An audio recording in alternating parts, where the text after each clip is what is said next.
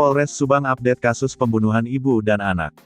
Terkini, polisi sudah memeriksa total 20 saksi. Hal ini disampaikan Kapolres Subang AKBP Sumarni. Saksinya kemarin total 20.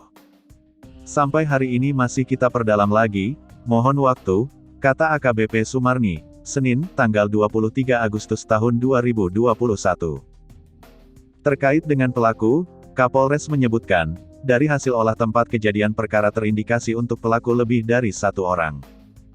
Hal tersebut berkaitan dengan ditemukannya jejak kaki berbeda di TKP. Indikasinya lebih dari 1 orang. Itu masih diduga, masih indikasi, ujarnya.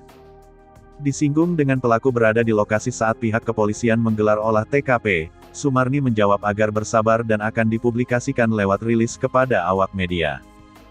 Nanti saat rilis saja pokoknya akan diungkapkan, ucap-ucap mantan Kapolres Sukabumi kota ini.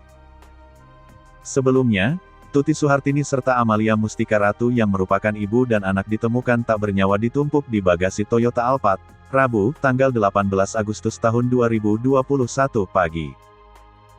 Yeti yang merupakan kakak tertua dari Tuti serta Uwa dari Amalia masih belum percaya pasca ibu dan anak tersebut ditemukan meninggal secara mengenaskan di dalam bagasi mobil jenis Alphard milik mereka.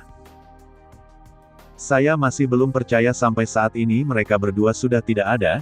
Saya sering berdua sama korban terutama adik saya Tuti, kata Yeti saat ditemui Tribun Jabar di kediamannya yang berada di desa Kecamatan Jalan Cagak, Senin, tanggal 23 Agustus tahun 2021.